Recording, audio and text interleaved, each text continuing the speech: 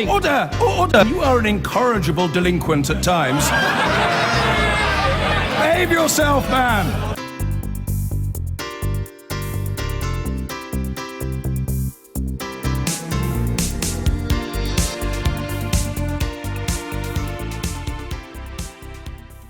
Well, Iain Duncan Smith is one of the Gang of Six, the cabinet members opposing the Prime Minister. He made a comment over the weekend about how staying in the EU would make us more vulnerable to a Paris-style attack. Well, I spoke to him earlier this evening in his office in the House of Commons, but I began by asking him where he stands on the issue of potentially holding a second referendum after another negotiation, should we vote out on this first one, a suggestion associated with Boris Johnson. There is no plan for a second referendum. Now, governments, as I say, can change things if they wish. But to be honestly, I would say to everybody and anyone that's watching this, the choice is simply, are we going to leave or stay in on that date? And then we're bound by that. Just how does it feel? I mean, as a loyal cabinet minister who's been in the cabinet since 2010, how does it feel to suddenly find yourself completely at odds with the leader of your party and the Prime Minister? Well, it's not easy. It's never going to be easy when you take a decision to not to back your government. It's particularly difficult if you're in cabinet where collective responsibility is ultimately the thing. You agree in cabinet and then you're bound by that. This is unusual, but then it's unusual times. You're responsible for benefits. Yeah. Benefits have played a very big part in the renegotiation, and you've been pretty clear you don't think what the Prime Minister negotiated is going to make a very big difference, correct? Well, it depends whether you believe that actually this is the main reason why people are coming here. My general view is there is a limited effect. There's always been a limited effect. Some migrants do come here for the benefits, I'm sure. But the bigger effect is the fact that anyone can come here who is a member of the European Union and then look for a job. And I think the majority come genuinely looking for work. And it's the problems of the scale of that that displaces communities, causes problems in schools. And that's where my concern is. It's not against migration. It's against the scale of migration, and limiting it and therefore controlled migration is the issue, which we can't, of course, do under the treaties of the European Union. So you were disappointed, really? You were disappointed with what the Prime Minister achieved? Look, I don't think that the agreement as it stands actually reverses or changes anything dramatically. But that's not to be churlish about there were some successes, and I think it is a success to a degree to get any kind of change from the European Union. But let's not get this, it's been sold as this great moment of change. I don't think I believe that. My main concern with this is whatever is on the table now may not yet be what we finally use, because of course we'll only get this after we say we're staying in. And the problem there is that we don't know that the European Parliament won't then modify it, no longer having a threat of Britain leaving. We don't know what the Commission will do or the Council. So there are big issues and big question marks, but notwithstanding that, the big issue, of course, is migration generally, not just the benefits. Can I ask if you stand by your remarks over the weekend in which you brought up the subject of Paris-style attacks? And I suppose I'm quite interested in what changes if we leave the EU and why we would be safer from a Paris-style attack. But you stand by what you said. I am genuinely and deeply concerned about potential threats to this country. I think of all of the capital cities of Europe, I think London is probably the most significant target, other than Washington. It's literally on that scale. So I stand by my remarks, and the reason I stand by them is quite simple in answer to your question. We don't know in the next 2 years or so those who have actually been brought in as migrants under this present chaotic system, and we have to say it is utterly chaotic, where half these checks are not being properly done. We don't know that they won't be soon either with passports or leave to remain, fast-tracked as some countries do, like Germany. We actually heard a while back that there were some countries that actually sold passports.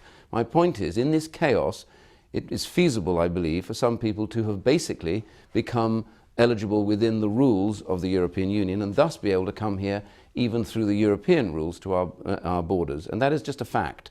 And so that simply means to me that there is still therefore a threat, and that door is not closed. And I simply say having our own control of our borders doesn't mean to say we'd stop everybody, but we'd be able to do a lot more of those checks and demand more of those checks. So I'm really interested to do, this is really important because this is central to the argument.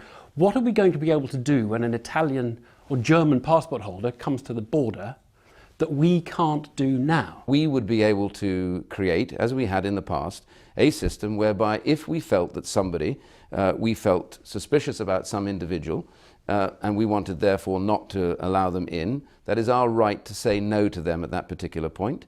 We may also be able to demand further background checks done. We may be able to interrogate. Well, but we're not going to require visas from Germany and Italy, are we? It isn't a reality that we require visas. My point is, being in control allows us to decide how we make that check. How do we do it, and how much do we do? What are we stopped from doing now that you would like us to do? That's what I want to know. Well, if we feel that somebody is not what we consider to be a reasonable individual, we can refuse entry. And we can't do that. How would we have information about them other than what we would have about them now? Well, there are lots of different ways that you get information about people. This is all part of the exchange of information that we want to have, which we have anyway as bilateral arrangements, rather like we have with the United States, where we decide whether people can be allowed in or not. And we know lots of people. We saw what the Paris attacks were about. There were people who had not been checked. But you see, when you talk of a Paris attack, I think people might picture bombers in Brussels coming through by car as they drove straight to Paris because there's a borderless zone. But we have a border. We do explosives checks when you come on the tunnel. Lots of things. We have two people standing at Dover checking the cars as they come through. It's not the same, is it? It's completely different. We talked about the intelligence arrangements between France and Belgium, but those aren't good enough to be able to stop the Paris attacks.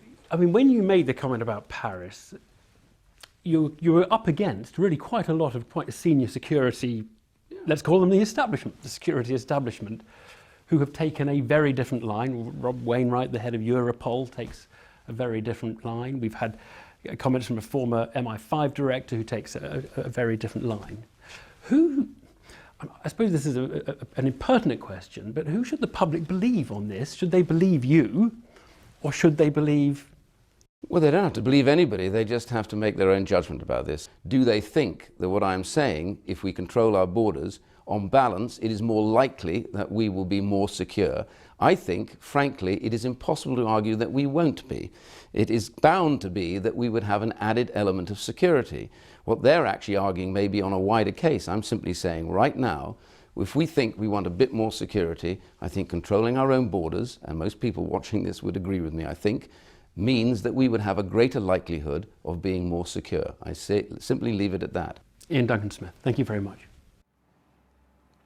Well, that's one side of the Conservative schism, if you like. Ken Clarke is arguably the best-known Tory Europhile. He's been arguing the merits of Britain's membership of the EU since he was a student in the 1960s. He joins us from our Westminster studio. A very good evening to you.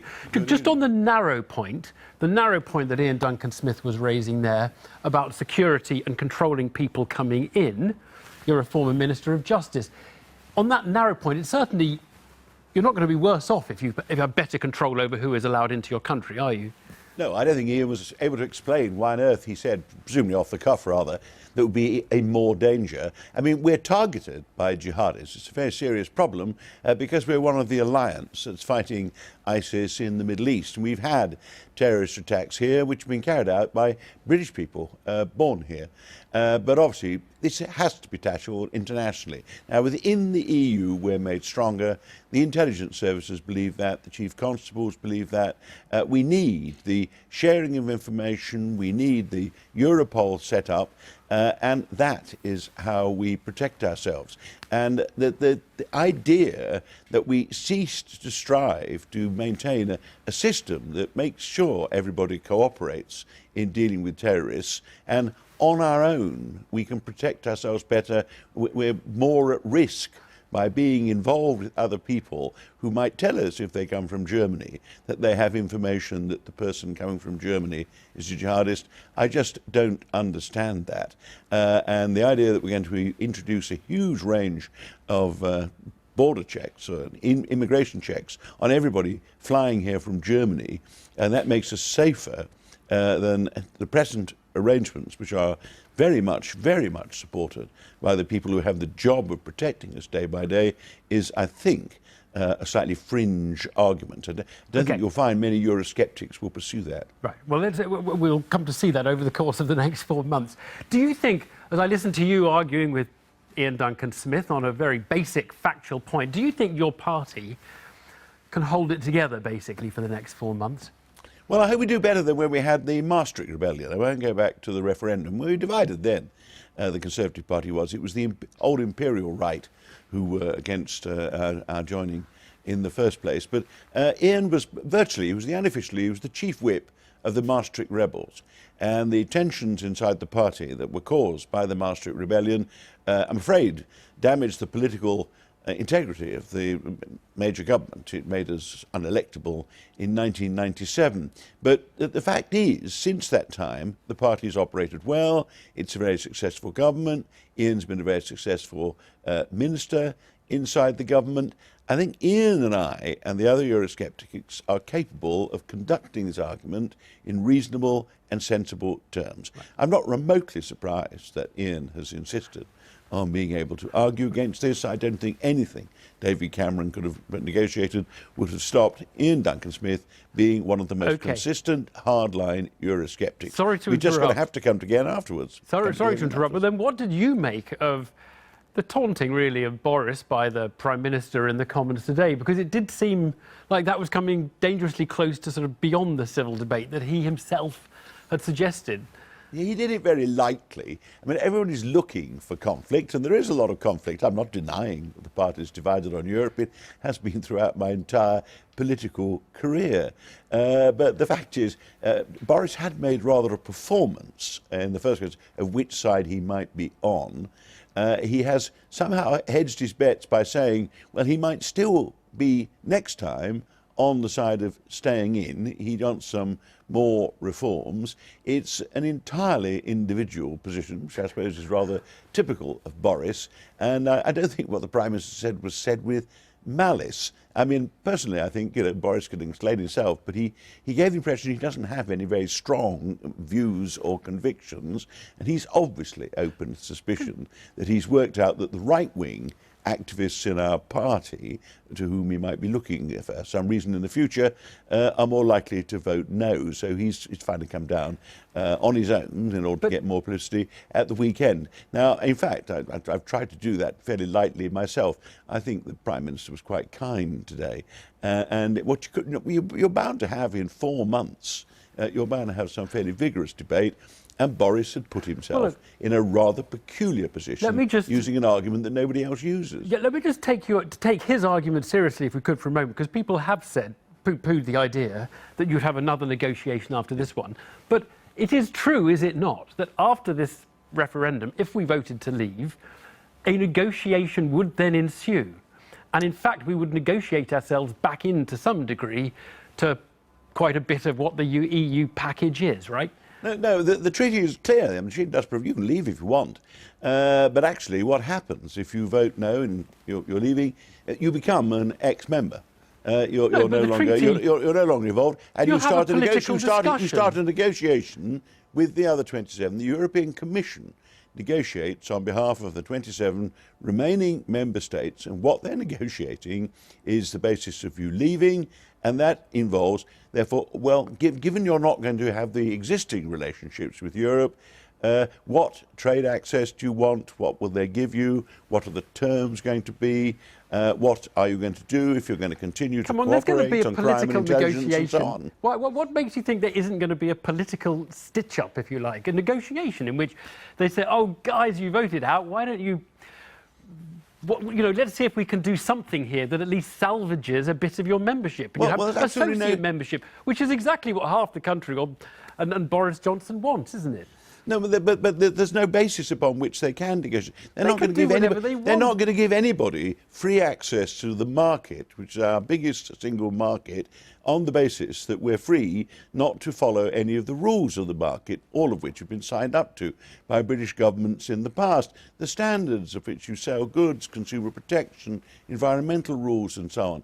They're not going to say, oh, well, we're going to negotiate with you that, because you're Britain, you can still come in on the basis you don't have to comply with any of the rules anymore. Or, oh, we'll negotiate with you, but he might let you still come in, although you won't pay your contribution to the budget of running the market and helping the poorer countries and so on. It's just not conceivable. All that will be negotiated, and it's very difficult, is the best arrangement that the 27 other governments will agree to allow you some continued access, collaboration, work with the European Union. And the negotiations will make the present air of uncertainty about exactly Ken Clarke, where you are if you invest here even worse. Time whilst up, they're I'm going afraid. on. So sorry, time. We were out of time. Thanks Sorry very to be much. so long. No, Bye. no, thank you.